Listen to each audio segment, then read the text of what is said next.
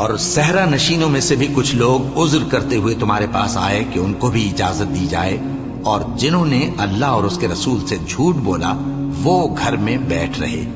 سو جو لوگ ان میں سے کافر ہوئے ہیں ان کو دکھ دینے والا عذاب پہنچے گا۔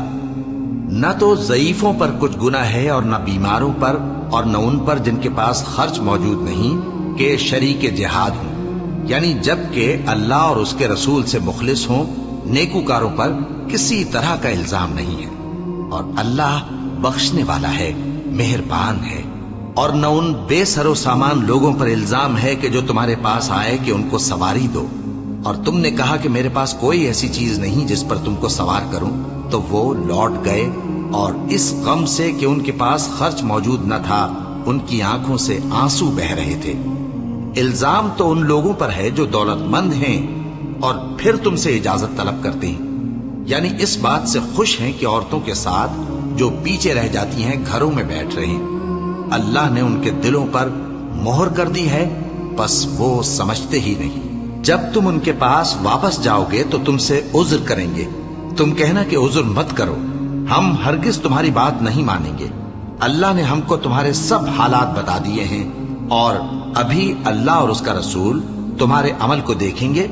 پھر تم غائب و حاضر کے جاننے والے کی طرف لوٹائے جاؤ گے، تو جو عمل تم کرتے رہے ہو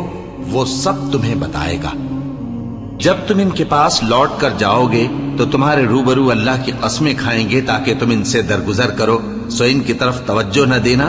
یہ ناپاک ہیں، اور جو کام یہ کرتے رہے ہیں ان کے بدلے ان کا ٹھکانہ دوزخ ہے۔ یہ تمہارے آگے قسمیں کھائیں گے تاکہ تم ان سے خوش ہو جاؤ،